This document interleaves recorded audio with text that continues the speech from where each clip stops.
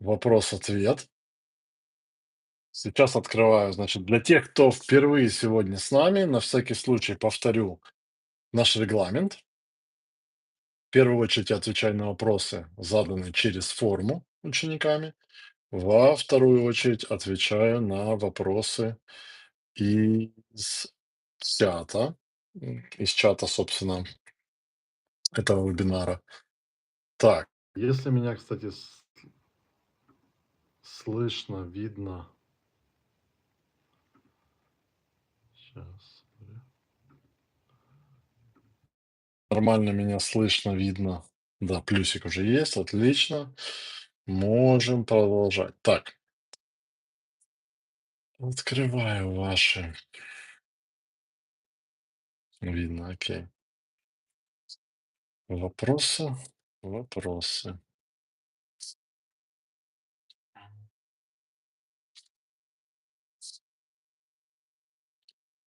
Открываю ваши вопросы и поехали. Так, вопросы открыл. Сегодня у нас 15 января. Вопросов не так уж и много. Поехали, друзья. В первую очередь напоминаю из формы, которую вы заполняли, которая была в чате учеников, во вторую очередь из чата. Так, первый вопрос от Ольги. Вопрос следующий. Как правильно повышать бюджет постепенно? Две перформанс-маркс-компании, работающие от 4 месяцев и более. Стоит ли дождаться активности конверсии и тогда повышать бюджет? Как часто и насколько? Или просто увеличивать постепенно на 20-30% каждую неделю в зависимости от количества конверсий. Например, сейчас по 200 гривен, так как сейчас конверсии немного. Сфера ювелирные украшения. Смотрите, логика какая? Когда вы только запускаете компанию, то у вас компания в статусе обучения. Вот в этом, пока компания в этом статусе, лучше вообще особо ничего крупного не изменять, потому что вы собьете обучение. Когда обучение закончилось, и вы хотите уже работающую компанию, с работающей компанией взаимодействовать, тогда логика такая.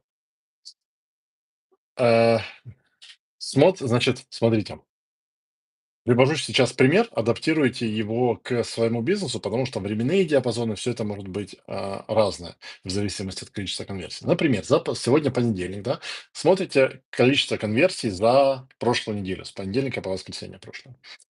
И видите, что вы уперлись в бюджет. То есть вы можете упереться или в бюджет, или в ставку. Как определить? Если у вас бюджет стоит, там, скажем, $100 в день, и вы видите, что Google Ads израсходовал $700 за 7 дней, значит, уперлись в бюджет. При этом у вас есть конверсии по вменяемой цене. Э, Значит, вопрос стоит, что нужно поднимать бюджет. Насколько интенсивно его поднимать? Если нет необходимости агрессивного роста, то вот на 20-30% за период нормально. Если агрессивный рост нужен, ну, тогда побольше. Вот. Если же вы видите, что Google Ads не использовал весь бюджет или использовал, но дает вам лиды не по той стоимости конверсии, которая для вас приемлема, тогда его не повышают. Соответственно, в тех компаниях можно в одних компаниях повышать, в одних не повышать. Ну, примерно логика такая. То есть, если меня устраивают результаты, и я вижу, что увеличение бюджета эти результаты улучшит, я его увеличиваю. Если я вижу, что увеличение бюджета не поможет, если оно и текущее не ест, или если я вижу, что результаты меня не устраивают, я не трогаю. Так, второй вопрос. Когда совсем бывает неделя или несколько недель, конверсии почти нет. Понижаю опять. Правильно ли это? Ну, логично, если оно тратит деньги и вас не устраивает. Да, я тоже так делаю. В результате в конце месяца зарабатываю больше, так как расход на рекламу меньше. Правильно. Но хочется, чтобы больше тратить на рекламу, чтобы больше зарабатывать. Как тут правильно действовать? Я бы вам рекомендовал сегментировать рекламные кампании по, в вашем случае, что там, ювелирка, по категориям. А в товарке часто бывает выраженная сезонность. Там, не знаю, сезон свадеб, сезон новогодних подарков и так далее. Соответственно, если вы сегментируете в каждой компании отдельную категорию, то что вы можете делать? Видите, там на прошлой неделе перестали продаваться или стали плохо продаваться, там, не знаю, обручальные кольца. На них уменьшили ставку, появился новый бюджет, этот бюджет перераспределили на то, что, ну, по ощущениям своим, что будет продаваться сейчас. То есть несколько рекламных кампаний еще и дают возможность гибко перераспределять бюджет между ними. Вот так. Так, Маргарита. Як впливає на рекламу у YouTube наявність у користувачів YouTube Premium? Чи суттєво зменшити кількість цільових користувачів? Поділіться, будь ласка, спостереження, яка ситуація з цим на ринку Украины, чи Европы, чи США. Смотрите, логика какая? Если у человека есть YouTube Premium, он не будет видеть инстрим, но он по-прежнему будет видеть другие типы рекламы в инфраструктуре Гугла. С моего опыта хочу сказать, что даже если у человека нету, ну, если у человека на конкретном девайсе стоит YouTube премиум, но люди смотрят с разных девайсов, где залогинены под разными аккаунтами, люди сталкиваются с рекламой намного больше. Поэтому я бы не считал, что YouTube премия, он создает прямо проблему. Но если вы хотите все-таки быть уверенным, что вы полноценно покрываете всех пользователей, то нужно использовать помимо YouTube еще и другие типы рекламы, такие как поисковую, такие как Demand Gen, генерация спроса, и такие как PMax. Вот так. Так, дальше. Роман. Доброго дня, доброго. Являюсь вашим учнем, дуже вдячний за те, що ви робите. Будь ласка, Роман, я радий, що вам корисно. Оскільки формування мислення і розуміння, хто такий Google, як він себе поводить, дорожче всього. Повністю згоден. Я проживаю в місті розміром більше мільйона осіб. Термінова послуга аварійне відкриття замків. І мені принципово перше-друге місце. Логічно, маленьке місто, термінова послуга. Дуже цікаво, вашу думку стосовно формування стратегії. Статистика аукціону, я отримую 100% показів. Видача зверху 90-100%. Ну, результати реально круті, супер. Перше місце 75-80%. З того, що спостерігаю для підтримання конкуренції, Google дає замовлення другому місцю, незалежно від того, що воно на них абсолютно не заслуговує. Ще дві компанії. Е, Дивіться, ви кажете, що ви будете запускати ще дві компанії, щоб забрати не лише більше місце, перше місце, а друге. Дивіться, з одного аккаунта вашу рекламу буде показано тільки одне оголошення. Хоч ви мільйон компаній створіть, лише одне оголошення з однієї компанії буде показано в рамках результатів пошуку.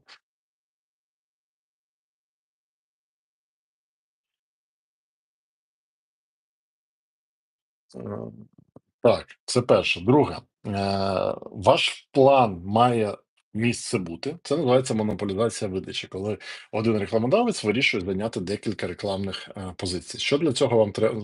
Да, по-перше, з точки зору правил Гугла, це заборонено робити. Тобто стратегія, коли ви займаєте різними сайтами однієї і тієї ж компанії декілька місць в пошуковому аукціоні, це заборонено. І якщо Google це знаходить, він далі за це наказує. Але це роблять. Ну, якби. Не секрет, що це робиться. Як це робиться? Два різні сайти, два різні аккаунти Google Ads на двох різних доменах, різні платники, різні дані, сайти не схожі друг на друга і запускають з двох рекламних аккаунтів. Так роблять, але треба завжди пам'ятати, що колись може настати день, коли аккаунти будуть забанені. Так, яку кампанію ви б налаштовували, в вашому випадку пошукова, на, пошукові запити, зв'язані з аварійним відкриттям замків? Вот. Тому отак от просто у вас не получиться зробити реалізовано, просто другу кампанію. Це треба прямо займатися. Окремий рекламний аккаунт, окреме все, окреме, платник, сайт, щоб ще й не на одному домені, не на одному хостингу. Ну, це прям пропрацювати треба. Але так роблять. Так, дальше. Евгений Пичугин. Игорь, рад вас видеть в новом году. Поздравляю с новым сезоном. И вас, и Женя, с новым сезоном, с Новым годом. Мой вопрос про умные цели умной компании. Так ли плохо то, что в аккаунте используются цели от умных компаний? А что это такое цели? Я, честно говоря, даже не помню, что это такое цели от умных компаний. Умные цели, может? Иногда встречаю аккаунты, в которых по умолчанию были созданы умные... Цели остатки. Когда в аккаунте изначально создаются умные компании, а потом вы создаете обычный, там остатками, хвостами являются цели от умных компаний, которые невозможно удалить. Что делать в таких случаях? Забить. Просто забить на них. Ну, фактически, да.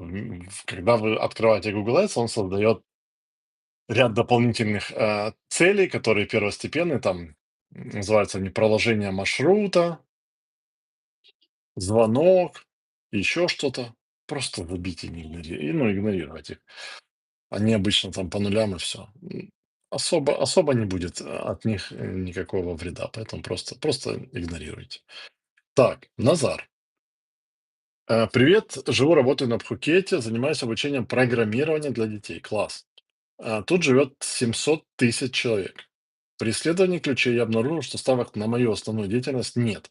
Значит ли это, что мой продукт никому не интересен? Скорее всего, это значит, что, смотрите, между словом «интерес» и словом «намеренный поиск» очень большая разница. То есть, ну вот смотрите, я привожу пример. В целом, я интересуюсь, ну, например, там, не знаю, гаджетами. Вот, мне интересны разные гаджеты, там, какие новые появляются. В целом, я этим интересуюсь, это мне интересно. Ищу ли я специально в интернете, в Гугле новые гаджеты? Мгм. Но если мне кто-то покажет рекламу, меня это очень заинтересует. Тут такая же логика. Есть ли у вас там, где вы живете, целевая аудитория, которая интересна ваши курсы? Скорее всего, есть. Ищет ли она активно эти курсы? Как вам показал инструмент исследования ключевых слов, не ищет. Вывод: вам нужно тогда создавать этот спрос. Каким образом это делается?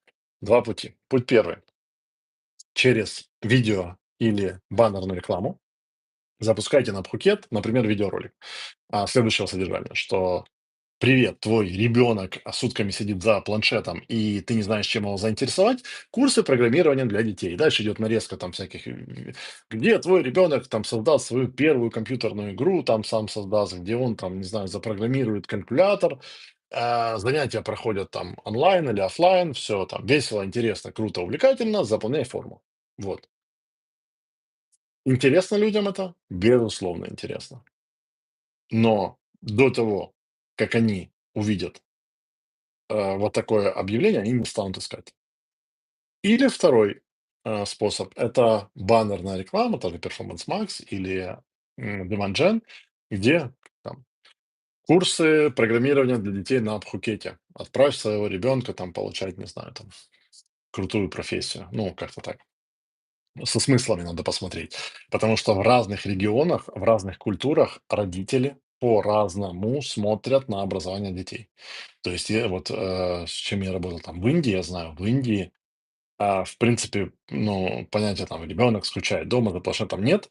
Там все курсы, все с одной единственной целью, чтобы ребенок себе в жизни проложил дорогу. То есть там все строится, дай своему ребенку дорогу в жизнь. То есть каждый курс должен вносить лепту в будущее развитие человека в какой-то определенной нише, там, чтобы он стал программистом или чтобы он стал, не знаю, там, дизайнером.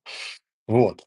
В той же Англии, США больше упор на всестороннее развитие, на soft skill, что дай своему ребенку возможность попробовать новую профессию, попробовать новую сферу деятельности, вот с интересом провести время, вот такие вещи. Вот. В славянских странах больше типа, что замени вредное занятие на полезное.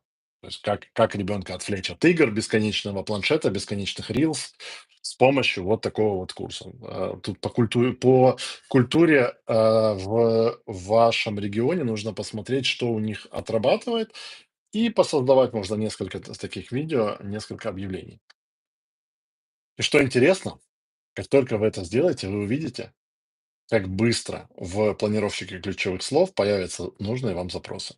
Вот когда на эти 700 тысяч человек отработает эта реклама, и вы там через месяц зайдете снова исследовать ключевые слова, вы увидите, что уже начали люди искать курсы программирования для детей.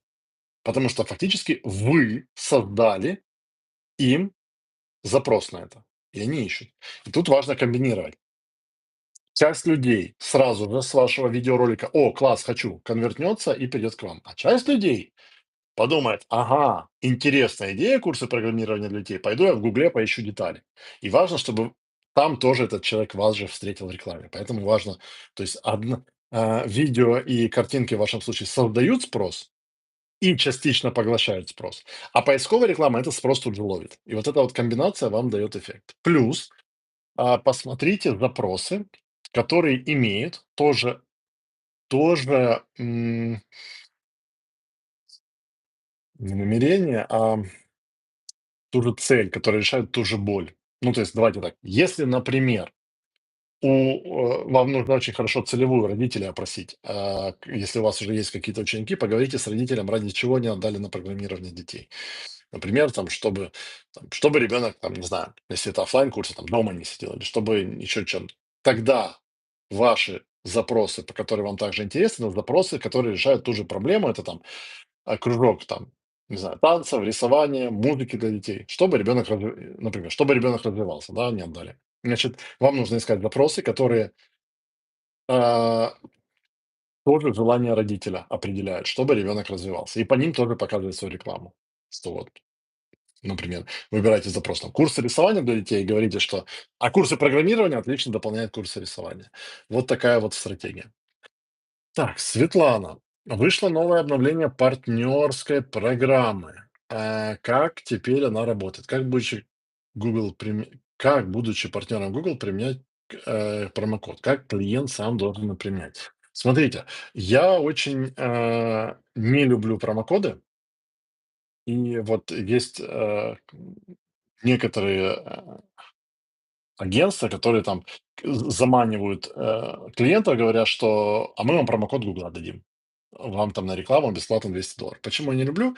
Потому что Google очень рьяно следит за использованием этих промокодов, и если Google определит, что этот промокод, использование промокода нарушало его правила, например, этот рекламодатель ранее рекламировался с другого аккаунта, то там будут проблемы, блокировки. Поэтому я предпочитаю их вообще не использовать. И в последний раз, когда я использовал промокод, было очень-очень давно. Вот, поэтому вот всю механику я вам просто даже по памяти бы не рассказал. Но обычно это применяется автоматически. И моя рекомендация, ну, прям очень осторожно с промокодами, потому что, ну, потом, то есть там эти $200 или $100, сколько они там дают, потом куча проблем будет, если Google определит, что получено в нарушение правил. Поэтому как бы не вижу в них смысла, честно говоря. Применяется автоматически обычно. Так, Наталя, доброго вечора. Доброго. Питання Pimax e-commerce. Починаю завжди з групи без сигналів, часом додаю інші групи ресурсів з сигналами. Окей. Так відбувається, що нема стабільності в результатах. Група що одного місяця мала чудовий результат, а наступного звалюється. Це нормально. Це нормально. Google фактично працює по сигналам аудиторії. Він якби цей сигнал прочесав, зрозумів, що там більш-менш всіх покорив, не хоче набридати людям багатьма показами реклами, він на другий сигнал переключає. Тобто це нормально. Нічого не робити, просто ну, це як норма. У вас повинні бути комбінації різних сигналів. Або, от як я казав на початку цього вебінару, різні кампанії, які ви намірено переключаєте з одного на інший бюджет. Яку пораду щодо продажів в низький сезон? Е, я би сказав так: в низький сезон треба подумати, як, як його підвищити.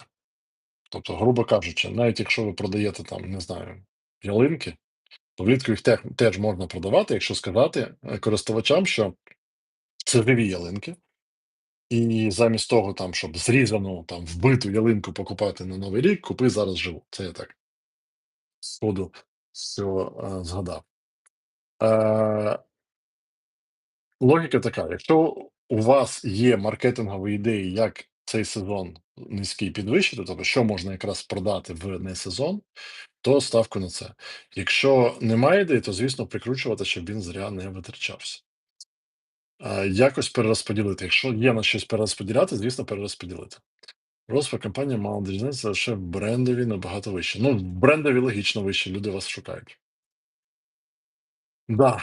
Ну, тобто логіка така: декілька компаній, декілька сигналів, декілька груп, і буде окей. Анна, почему в компании Performance Max ежедневно Google показывает 65 товаров, если фит на 500 тысяч товаров? Скорее всего, или бюджета не хватает, чтобы показать весь фит, или, а, значит, давайте так. Google Performance Max формула плюс шопинг формула плюс Performance Max. Что у нас на что влияет? Бюджет, влияет стратегия назначения ставок, влияет оптимизация фида. Дальше надо исключать. Если фид оптимизирован действительно, если товары там уникализированы, переходим дальше. Что может быть? Может быть, что стратегия назначения ставок, например, очень ограничивает Google. Например, это какая-то целевая цена за конверсию очень низкая. Или целевая рентабельность инвестиций в рекламу очень такая жесткая для Google. И Google понимает, что часть товаров он просто в рамках этой стратегии не сможет продать. И он их даже не показывает. Если и тут все ок, то, скорее всего, с бюджетом. Бюджета не хватает. Надо смотреть комплексно, аудировать. Какой бюджет, как тратится по дням, какие вылазят предупреждения, какие проценты полученных показов, что за товары, одинаковые, не одинаковые. Ну, по-хорошему сделать аудит, и станет понятно. Вот, приходите к нам, если что, на аудит, наш специалист сделает аудит, и дадим вам четкий ответ, скорее всего. Ну, увидим в аккаунте, почему так. Окей. Теперь перехожу к вопросам из зала, из чата. Первый вопрос от Юрия. Игорь, привет. В курсе Магия Google вы упомянули материалы по продающим объявлениям и посылающим. Где можно их найти? Обратитесь к менеджеру или в техподдержку, Ивицкий Sales или Ивицкий Инфо в Телеграме, и вам расскажут про продающие объявления и посадочные. Все расскажут. Не планируете продвинутый курс по товарной рекламе? М, Планирую, но попозже, чуть-чуть попозже будет. Будет много всего интересного. Этот год вообще обещает такие революционные изменения, поэтому будет много интересного. Именно в Google Ads там прямо трясти будет. Так, Silverland. Можно еще уточнить про повышение и понижение бюджета? Если по Максу уже прошли обучение, то повышать и понижать бюджет можно резко с 200 до 700? И наоборот, с 700 до 200. Смотрите, э, повышать можно резко, но, смотрите, Performance Max не поисковая реклама. В поисковой рекламе плюс-минус все прогнозируемо. Ключи есть, показы есть, все окей. То есть мы повысили, ключи больше показываются, как бы больше конверсий. Performance Max то есть, смотрите, если вы готовы психологически, кстати, к ситуации, что вы получали на $200 10 лидов, вы подняли бюджет до $700 и получили те же 10 лидов. Только раньше вы их получали по $20 за лид, а сейчас по 70. Если вы готовы к этой ситуации, можете повышать. Потому что она может быть. Я не говорю, что она прям по-любому станет. Даже если у вас указана целевая цена за конверсию, Performance Max может ее проигнорировать, если ему нужно будет этот бюджет, как бы, алгоритму нужно будет в рамках этого бюджета искать лиды, и несколько дней вы можете посливать деньги. То есть если вы психологически готовы к сливу этих денег, причем я не говорю, что они обязательно сольются, просто надо к этому быть готовым, то можно резко повышать. Если вы психологически не готовы к риску слива этих денег, или они вам там критически как-то важны, повышайте медленно. То есть всегда это вопрос время-деньги. То есть у кого-то кто-то говорит, у меня дофигища времени, но денег у меня мало. То есть для кого-то, для кого критичны деньги, он оплачивает "Гуглу" временем. Медленные изменения, небольшие изменения, долгие ожидания, длительные тесты. Кто-то, наоборот, говорит: "У меня времени мало, мне время очень ценно, а денег у меня достаточно". Тогда быстрые тесты, агрессивные изменения. Вот такая вот логика. Ну, невозможно и туда, и туда. Так, друзья, у нас сегодня, видимо, после, этого, после Нового года все еще спят, потому что у нас сегодня 28 человек, хотя обычно под сотню было. Вопросов, в форме нет. Вот вижу, появились вопросы в чате. Давайте, ребят, у кого еще есть вопросы, прямо кто сейчас на эфире, задавайте их прямо сейчас в чате, чтобы не получилось, что пока вы его пишете полчаса, я уже говорю всем пока. Потому что если не о чем будет говорить, то будем прощаться. Так, смотрю, вопрос появился. Самвел. Здравствуйте, в разделе «Статистика аукционов» у меня процент показов 74, на самой верхней позиции 57. Что делать? Почему вас это расстраивает? Первый вопрос. Второй вопрос. Какие у вас, ну, то есть, какая тут логика? Смотрите модуль курса «Магия Google» по оптимизации и ведению аккаунта. Идете в ключевые слова, смотрите, по каким ключевым словам маленький процент полученных показов. Смотрите, что это за ключевые слова, какие по ним были поисковые запросы. Почему процент полученных показов маленький? Это может быть бюджета не хватает, ставки не хватает, показатель качества низкий.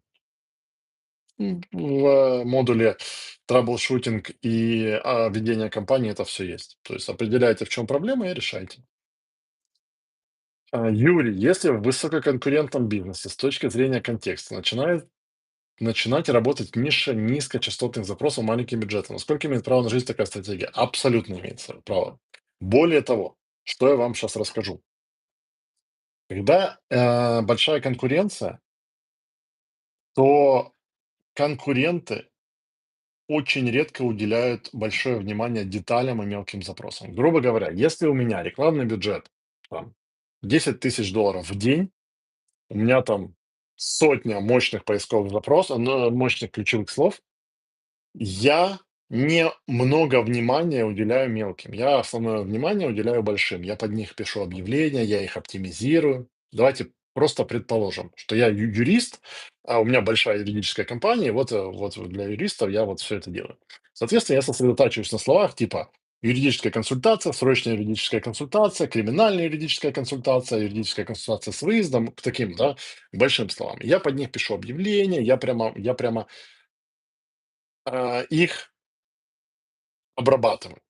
При этом у меня всегда есть группа объявлений разные, где у меня ключевые слова редкие, такие как там, не знаю, ну, как там судиться с работодателем, как подать там, не знаю, на государство в суд за наследство, как, ну, знаете, вот какие-то специфические такие запросы. Они у меня просто лежат в отдельной группе, и на них отдельное объявление без персонализации, просто там любые решения в юридической плоскости, приходи к нам. И такой общий лендинг. Почему? Потому что у меня просто нет времени уделить внимание маленьким. Вот и все. Соответственно, если вы как конкурент, у которого нет большого бюджета, но есть возможность уделять внимание маленьким запросам, вы на этом можете построить всю свою рекламную стратегию. Вы берете те запросы, по которым, значит, сейчас смотрите, за мыслью следите. Вы выбираете те запросы, по которым объявления конкурентов нерелевантны. То есть, если вы гуглите там юридическая консультация, и все объявления конкурентов релевантны, они говорят, юридическая консультация у нас, а у нас онлайн, а у нас бесплатно. Этот не берете. А берете те запросы, где, например, человек ищет там, как подать в суд на производственную травму, сломал руку. Вот такое, да? И конкуренты пишут, и в объявлении конкурентов нерелевантны. У них, например, написано трудовое право и решение, там, митигация конфликтов. Нерелевантно. Вот это ваш запрос. Вы берете под этот запрос, пишете объявление. Отсуживаем компенсацию за производственную травму. Размещаете его, и вы в этом аукционе выигрываете внимание клиента, потому что вы релевантны. Поэтому ваша задача найти такие поисковые запросы, маленькие, низкочастотные, где конкурент по причине у него большого количества работы игнорирует персонализированные релевантные объявления. И там поставить ставку на релевантность. И чем больше вы таких запросов найдете, тем легче вам будет расти. Вот. Это, опять же, время – деньги. То есть у конкурента, у него есть деньги, мало времени. Поэтому он уделяет время как бы наибольшим таким мазкам, чтобы заработать как можно больше денег. В вашем случае наоборот. Вы можете размазаться по мелким запросам, уделить им больше времени, но сэкономить деньги. Примерно так. Алексей, при одних и тех же настройках РК вчера расход 26,5 лидов, сегодня 10,1 лид. Так всегда и везде. Ну, типа, это Google Ads. Так, да, так и будет. Поэтому я никогда не рекомендую смотреть статистику за один день. Ну, там, за вчера, например. Во-первых, почему? Во-первых, потому что данные о конверсиях, согласно справке Гугла, полностью загружаются в течение 48 часов. Соответственно, вполне вероятная ситуация, что вы данные получили, смотрите за вчера, а они еще не все догрузились. Это первое. Второе. У "Гугла" в рамках дня флуктуации могут быть огромные на малом бюджете. То есть если бы, смотрите, если бы у вас бюджет был не $10, а $10 000 и было бы 1000 лидов, то вы бы увидели, что каждый день плюс-минус 1000 лидов. Плюс-минус. И бюджет плюс-минус. Поскольку у вас бюджет маленький, оно будет скакать. Что делать? Не смотреть бюджет за один день. В вашем случае смотреть бюджет за прошлую неделю. В понедельник зашли, посмотрели за прошлую понедельник по пятницу. Четко получили, то есть искусственно замедлять анализ, но увеличивать точность этого анализа. Вот. В первую очередь, да, смотреть на показатели за какой-то период. Так, друзья, от вас вопросы прекратились. Пожалуйста, Алексей. Значит, я понимаю, что все понятно, поэтому запись будет. В новом году у нас с вами большие амбициозные цели. Сделать реально крутой переворот в Google рекламе для каждого из ваших бизнесов. Сделать прорыв. Я вам в этом помогу. У меня припасено очень много интересных вещей, связанных с Google Ads. Прямо вот по ощущениям в этом году будем перегонять всех. Потому что после того, как я в конце прошлого года пообщался к людям, приближенным к принятию решений в Гугле, стало много понятно. Как на самом деле работает алгоритм Google и как с ним работать так, чтобы его обыгрывать. Вот так. Юрий, SEO и PPC. Будет ли дешевая PPC при развитом SEO? Нет корреляции. То есть теоретически какая-то корреляция есть, практически на практике, сколько тестов не делали, нет корреляции. А, Прямой. Может быть, косвенно. То есть смотрите, логика какая? Вот прямо просто у нас крутое SEO, будет ли у нас крутой PPC, далеко не факт. Но сейчас вот следите за цепочкой. Один из факторов, который влияет на стоимость клика, показатель качества.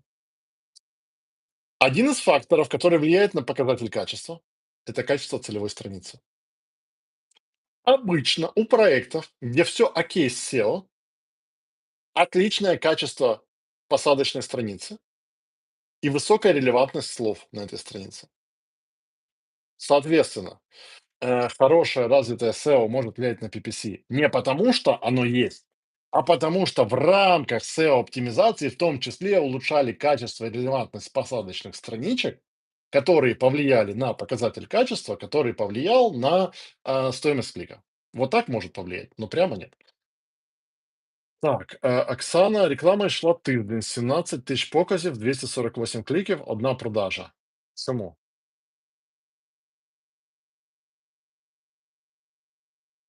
А ви скільки? Ну, я не розумію питання. А повинно було бути більше? Я вам більше скажу, я працював в проєкті, де було щось 3 чи 4 мільйони показів, пару десятків або навіть сотня тисяч кліків і одна продажа. Але цією одною продажею вони окупили собі наступний рік функціонування бізнесу. Не знаю чому. Тому що ваші товари так продаються. Ну, логіка така. Ви дивитесь, якщо вас ця цифра не влаштовує, перше питання, яке б я собі задав, це а чи оці 17 тисяч показів, хто ці люди? Тобто подивитись пошукові запити, який у них намір, що вони шукають. Далі стане зрозуміло, хто ці люди, що вони шукають. Друге питання, які оголошення вони бачать, які продукти. Чи вирішують ці оголошення, ці запити, які вони шукають. Третє питання, яке б я собі задав, яка конкурентна середовище яке? Чи мій продукт конкурує з ними, що по ціні, що по якості, що по взагалі по якби посадковій по сайті? Так, ні. Якщо наступне питання задати, яка вартість мого продукту, який цикл прийняття рішень? Ну, тут можна десь годину розмовляти про причини, але логіка така, от як я в курсі розповідаю, ідете і задаєте собі питання: хто ці люди, яке оголошення побачили, які оголошення, окрім мого, вони побачили. Ну, тобто, грубо кажучи, давайте так. Якщо оці наушники я буду продавати за $300, а всі конкуренти за 280 чи $250, то у мене буде нуль або одна продажа. Або якщо я ці наушники буду продавати з доставкою 14 днів, а всі конкуренти з доставкою завтра, от чому одна продажа. Або я ці наушники, наприклад, у мене, не знаю, там на сайт взагалі там нерелевантний, там якихось, не знаю, кастелів, і там ще розділ навушників, і відгуки на мій сайт низькі, коли людина шукає, а інші всі сайти конкурентів більш релевантні, і у них багато відгуків, ну от вам питання. От. Але починайте дослідження з кінця. Що люди шукали, на які оголошення клікали, які сторінки посадкові бачили, яких конкурентів, окрім мене, бачили, що у мене різне від них. От така логіка. Але ж знову ж таки в курсі є про траблшутінг, про вирішення цих питань. Нема продажів. Урок так називається: нема продажів, що робити. Дивіться урок. Денис, спасибо за вебінар. Пожалуйста. Товари категорії Home and Garden після Нового року. Окей. Ольга, у медичній ніші США багато заборон на ключові слова і слова в оголошеннях. Як тут можна підняти якість оголошення? В медичній ніші США прийдеться іноді ігнорувати якість оголошень. Ну, тому що ви юридично пов'язані. Ну, в деяких випадках ви юридично. Наприклад, коли ви теж розміщуєте рекламу на ключові слова конкурентів, ви ж не можете юридично конкурентів згадувати в оголошенні на посадкові, буде низька якість. Тобто, коли юридична площина нам зв'язує руки, то ми нічого з цим не зробимо. Ну, ми не змінимо закон в США, щоб він нам дозволили писати в оголошеннях слова, щоб у нас була висока якість. От. Ну, якщо ми не Дональд Трамп. Так, Денис, статус допущено, правило, персонализированная реклама здоровья. Сильно вредит рекламе? Обычно не сильно. Смотря что за реклама. То есть, ну, логика такая, вы по цифрам смотрите. Если у вас процент полученных показов в норме, если у вас показы конверсии есть, то не сильно вредит. То есть, когда оно сильно вредит, оно прямо урезает рекламу там чуть ли не до нуля. Если показы идут, если есть клики, CTR нормальный, есть продажи, вообще не игнорируйте вот эту персонализированную рекламу. Ну, типа, ну да, ремаркетинг, скорее всего, нельзя будет а, запускать. Так, еще вопрос. Если работает 2 РКП Макс, сейчас низкий сезон.